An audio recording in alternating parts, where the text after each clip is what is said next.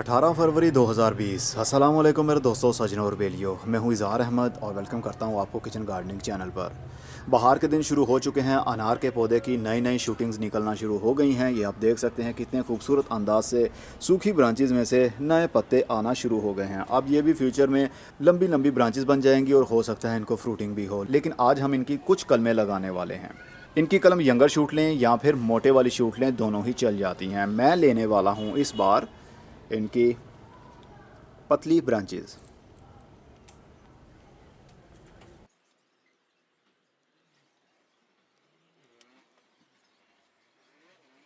चलिए जी, ये 4 कलमें मैंने ली हैं, इन्हीं को हम लगाने की कोशिश करेंगे।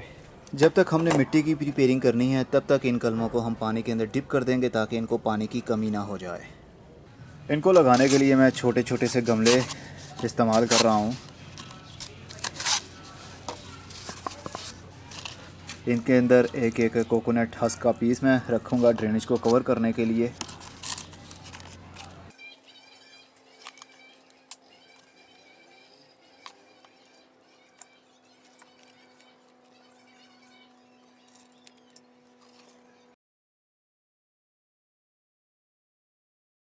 मैं सैंडी सोइल यूज़ कर रहा हूँ, कराची की बालू मिट्टी। ये बिल्कुल अभी ड्राई है।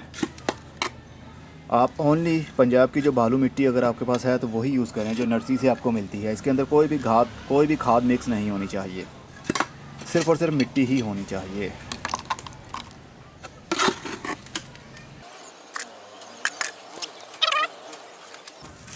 और नीचे वाली जो ब्रांच है दोनों साइडों से उसको काट देंगे। नोड एरिया, ये वाला एरिया मिट्टी के अंदर ज़रूर होना चाहिए क्योंकि यहीं से इसकी रूटिंग शुरू होगी। अगर सिर्फ ये वाला एरिया हम मिट्टी के अंदर दबाएंगे, जो कि सेंटर वाला एरिया है, अंडर नोड एरिया, ये वाली टहनी अगर मिट्टी के अंदर जाएगी तो यहाँ से रूटिंग शुरू नहीं होगी और वो कटिंग आपकी सूख जाएगी। इसलिए पत्तों वाला एरिया आपका एक मिट्टी के अंदर ज़रूर होना चाहिए, कम से कम एक।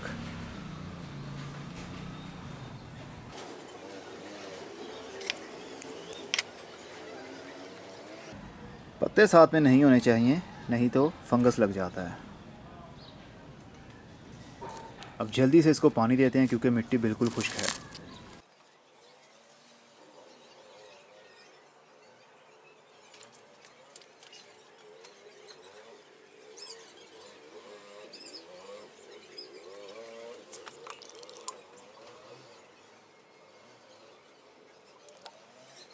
चलिए एक कलम को हम लगाते हैं कटिंग ग्रोइंग मीडिया के अंदर। एक जैसे ही मैंने सारी कलमें ली हैं देखने के लिए कि कटिंग ग्रोइंग मीडिया के अंदर हमें क्या रिज़ल्ट मिलेगा। रिज़ल्ट तो मुझे किसी का भी मालूम नहीं है क्या मिलेगा, लेकिन बाहर के दिन है, मुझे लगता है कि इनकी ग्रोथ शुरू हो जाएगी। अभी हम इनको रखेंगे शेडी एरिया में।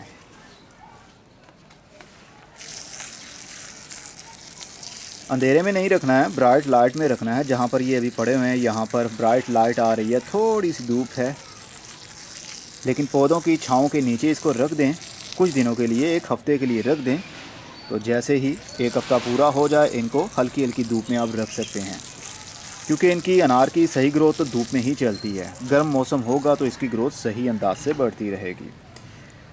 तो चलिए अब इनको इनके हाथ पर हम छोड़ देते हैं। इनको हम कवर नहीं करेंगे क्योंकि कवर हम करते हैं सर्दी के दिनों में जब बहुत ज़्यादा ठंड होती है।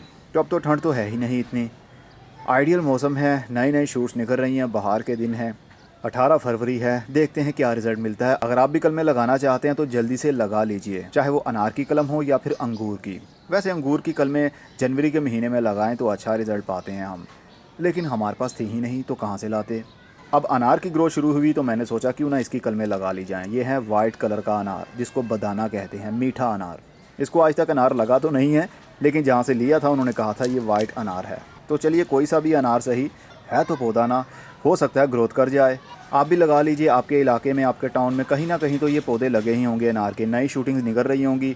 जाइए उनकी इजाज़त लीजिए और थोड़ी सी कलमें ले आइए और उनको लगा दें मिट्टी के अंदर। खाद में नहीं लगानी, ना कंपोस्ट में लगानी है, सिर्फ बालू मिट्टी के अंदर आप लगा सकते हैं या कटिंग ग्रोइंग मीडिया के अंदर। इसके अंदर क्या रिज़ल्ट मिलेगा अभी मैं कुछ कह नहीं सकता आपको, क्योंकि कटिंग ग्रोइंग मीडिया के अंदर हमने गुलाब की कलमें लगाकर आजमाया था इसको, तो 100% अच्छा रिज़ल्ट पाया हमने उसके अंदर।